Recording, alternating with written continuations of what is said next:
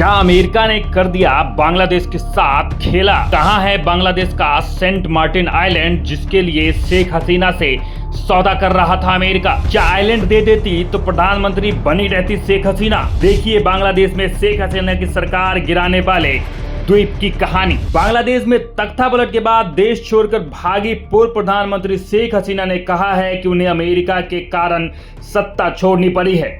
अगर वह Saint Martin द्वीप को अमेरिका के हवाले कर देती तो सत्ता में बनी रहती।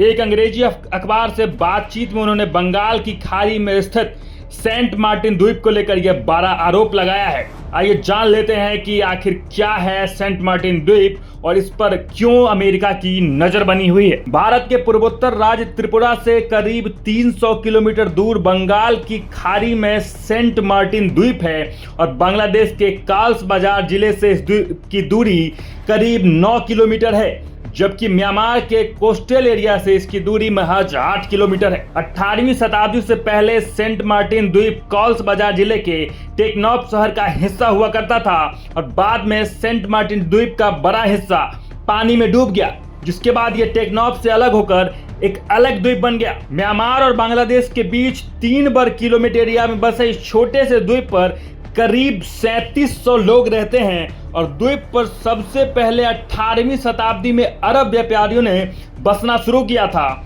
यहाँ रहने वाले ज्यादातर लोग मुख्य रूप से मछुआरे हैं, जबकि कुछ लोग चावल, नारियल और समुद्री सैलाब की खेती करते हैं। इस द्वीप के लोग अपने अनाज और मछलियों का सबसे ज्यादा एक्सपोर्ट पड़ोस के देश म्यांमार को करते हैं। फिलहाल यह द्वीप बांग्लादेश का हिस्सा है। साल 1900 में एक ब्रिटिश भूमि सर्वे दल ने इसको ब्रिटिश भारत में शामिल कर लिया और इसका नाम सेंट मार्टिन नाम के एक ईसाई पादरी के नाम पर रख दिया। यह भी कहा जाता है कि इसका नाम चटगांव के तत्कालीन डिप्टी कमिश्नर मार्टिन के नाम पर रखा गया था। म्यांमार के अलग होने के बाद साल 1937 में यह ब्रिटिश भारत का हिस्सा रहा।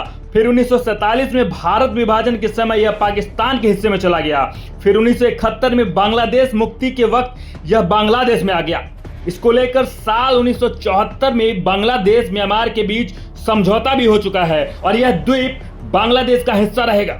सेंट मार्टिन पर ताजा मामला तब शुरू हुआ जब जून 2023 में तत्कालीन प्रधानमंत्री शेख हसीना ने खुद ही इसका बम फोड़ दिया। उन्होंने कहा कि बीएनपी देश को बेचकर या सेंट मार्टिन द्वीप को बेचकर सत्ता में आना चाहते हैं। मामला बढ़ने पर अमेरिकी को सफाई देनी पड़ी। अमेरिकी विदेश विभाग के प्रवक्ता ने तब कहा था कि वॉशिंगटन का सेंट मार्टिन द्वीप पर कब्जे के बारे में अभी कोई बातचीत नहीं की है, लेकिन इसी साल अप्रैल में एक बड़ा दावा किया कि अगर एक देश की तरफ से उन्हें कहा गया है कि अगर सेंट मार्टिन द्वीप सैन्य अड्डा बनाने के लिए देती है तो उनकी सरकार को कोई खतरा नहीं होगा।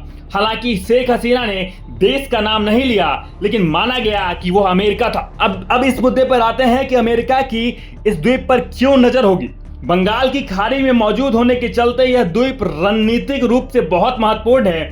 अमेरिकी इस द्वीप पर बेस बनाकर चीन के बढ़ते खतरे के खिलाफ इलाके में अपनी उपस्थिति दर्ज कराना चाहता है।